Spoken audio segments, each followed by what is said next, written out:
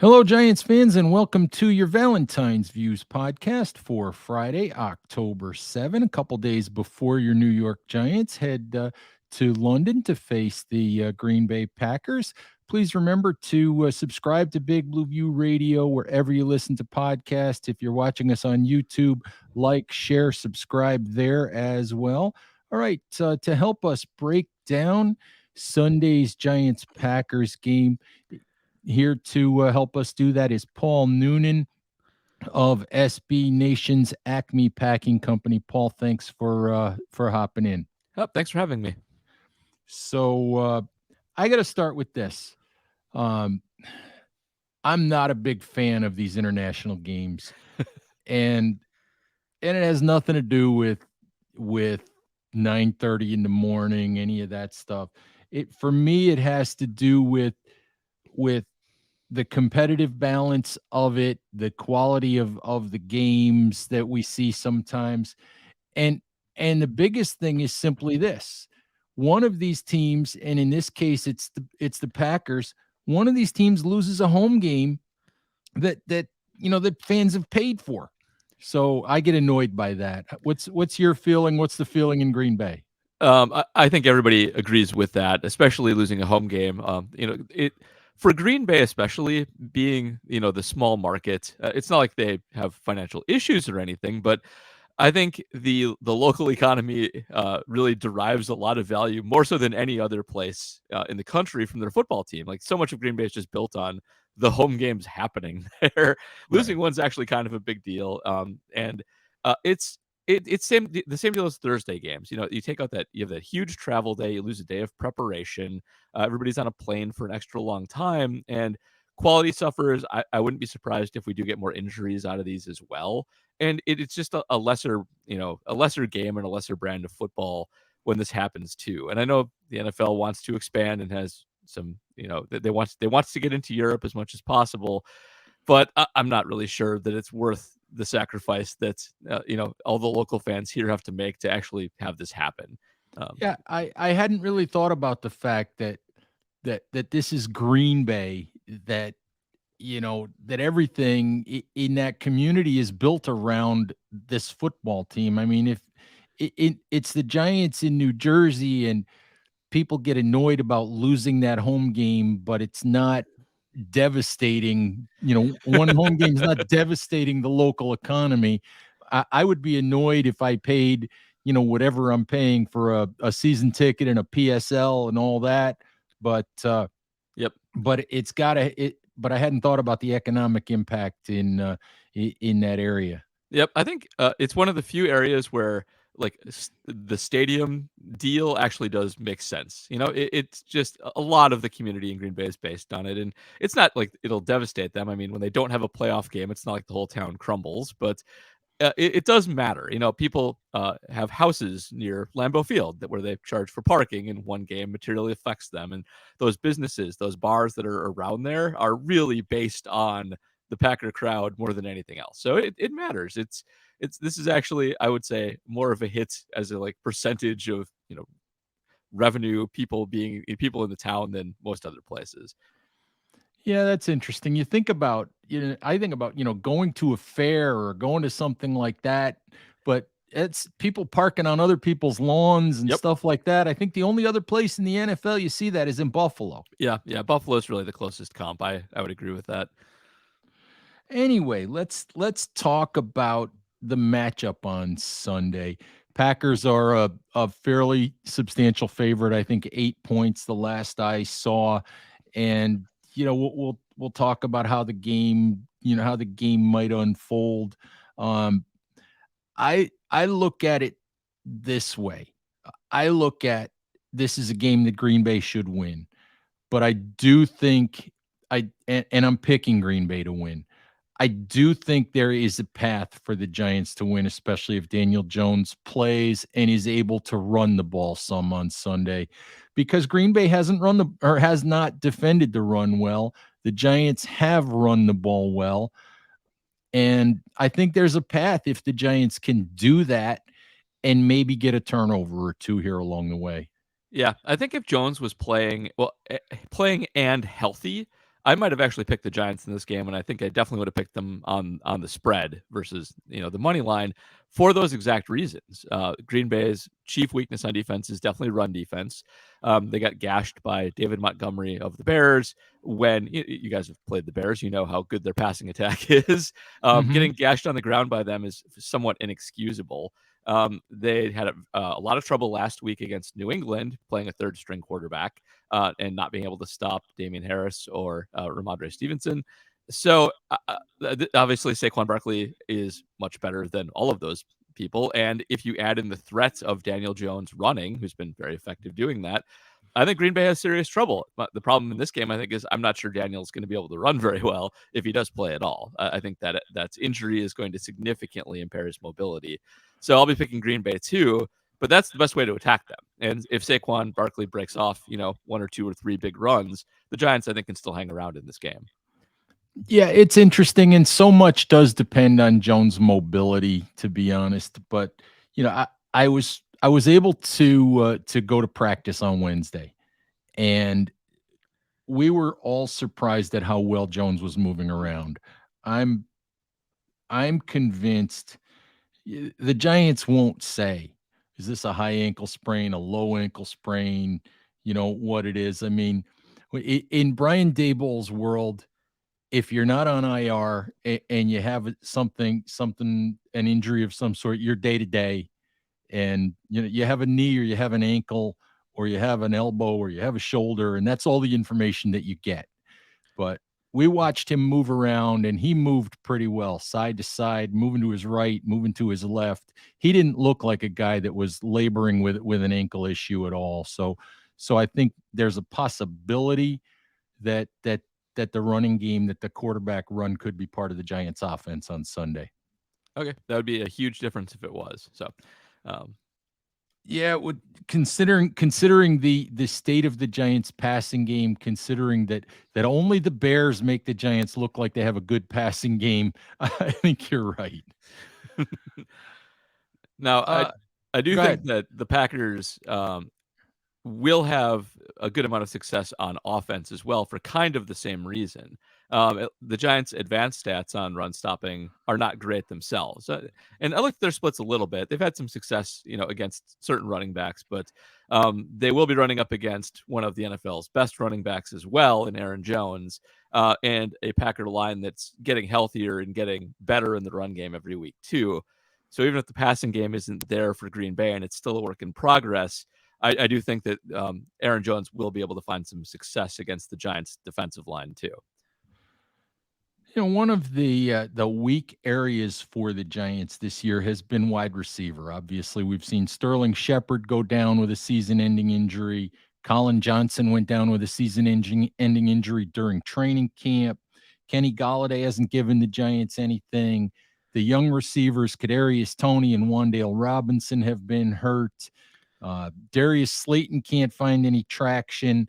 And over in Green Bay, you've got two young wide receivers that you're building around, that you're trying to develop. Uh, just tell us how that's going, and what you guys think of the young guys over there. Um, in terms of both of them, I think that they'll both be pretty special when it's all said and done. Uh, the biggest impact so far has been Romeo Dobbs, who they picked in the fourth round out of Nevada, and he is sort of your do everything typical outside receiver. He has a good full route tree. He's good with the ball in his hands, and while he was in college, he actually had an interesting shift from being sort of a burner on the outside to playing more of a slot over the middle role.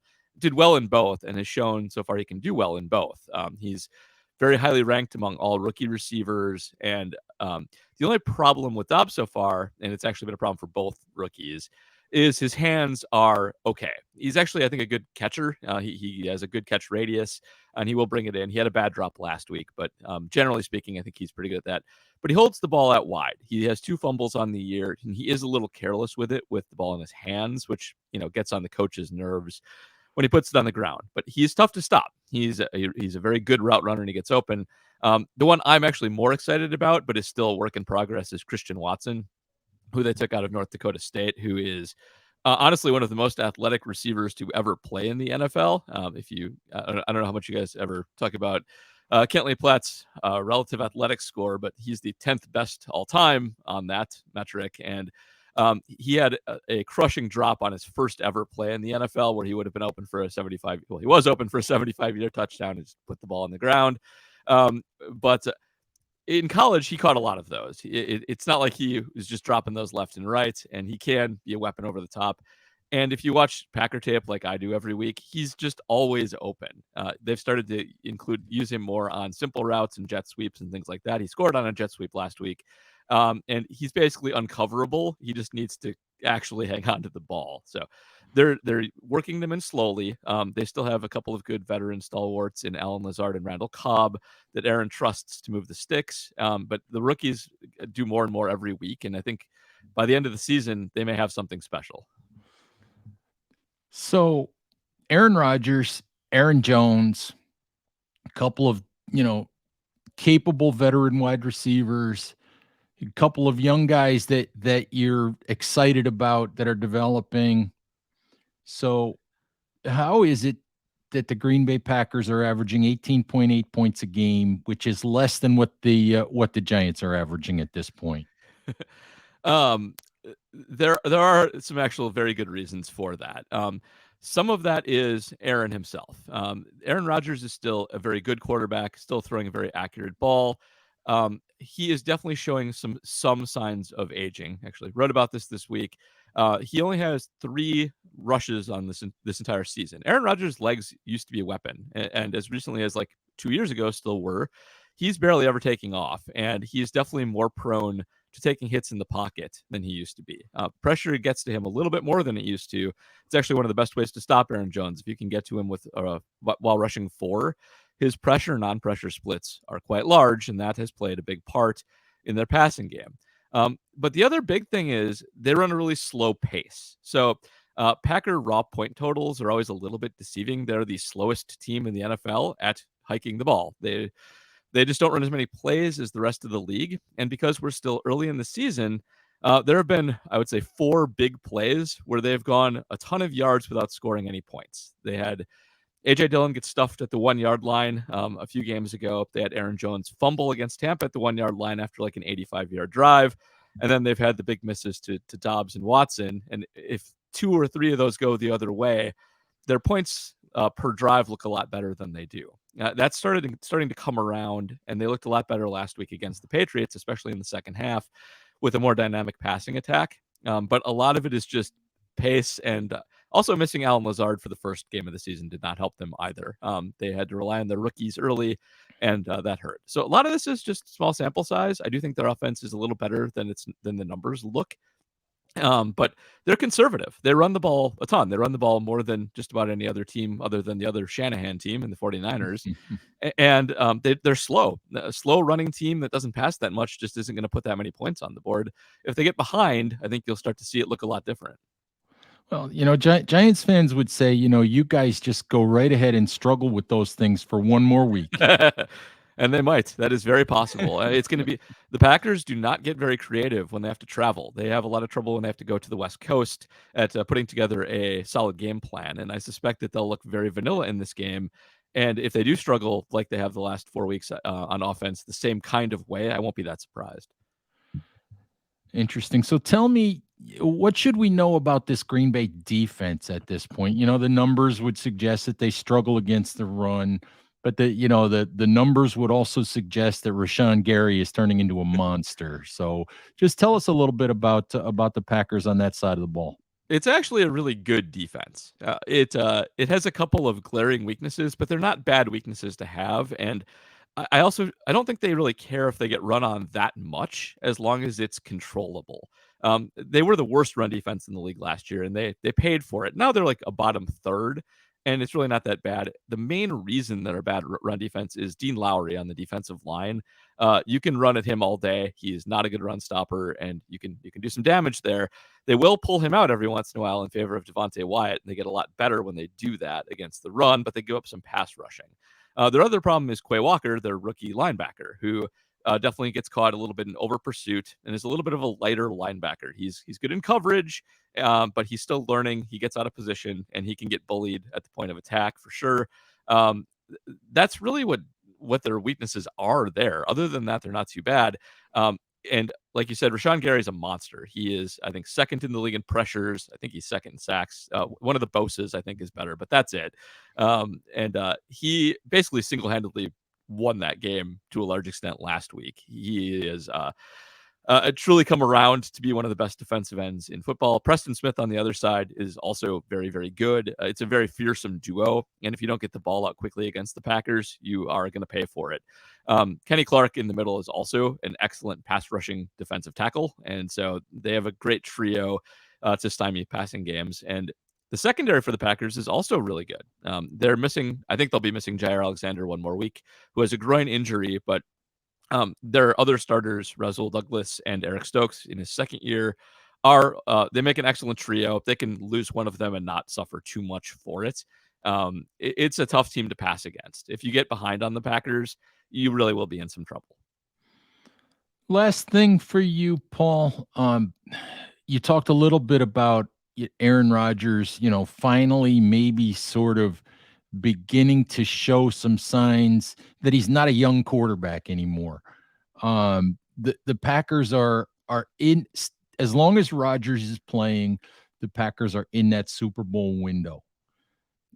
Is this, as Rodgers starts to get older, is this a Super Bowl or bust kind of season for Green Bay where it's not a success if they don't at least get there? I don't think you can say that definitively, but it's close. I think he's probably got at most 1+1, so one more season left in him after this year, but it's winding down. And when quarterbacks' mobility starts to decline, the bottom can fall out pretty quickly on the rest of their game. If you go look at sort of even non-rushing quarterbacks, if you kind of look at their scrambling yards, it's usually a harbinger of bad things to come. So I'm not sure Aaron's whole heart is in the game anymore. He does a lot in the offseason. He is a celebrity in addition to being the quarterback, for better and mostly for worse. And I do think that this is kind of it. They get, I think, at most one more bite at the apple here. And if they don't win it this year, it's going to, I think, be a transition sooner rather than later. Yeah, Aaron does sort of run the Pat McAfee show. He does. It is. I don't know what Pat would do if he didn't have him. He would certainly have fewer viewers. Yeah, McAfee is the official Aaron Rodgers reporter / mouthpiece, I guess. That is the sounding board. That is where he goes. All right, Paul, I appreciate the time. Thank you very, very much. Giants fans, thank you as always for listening. Please stay safe out there. Take care of each other, and we'll talk to you soon. Bye-bye.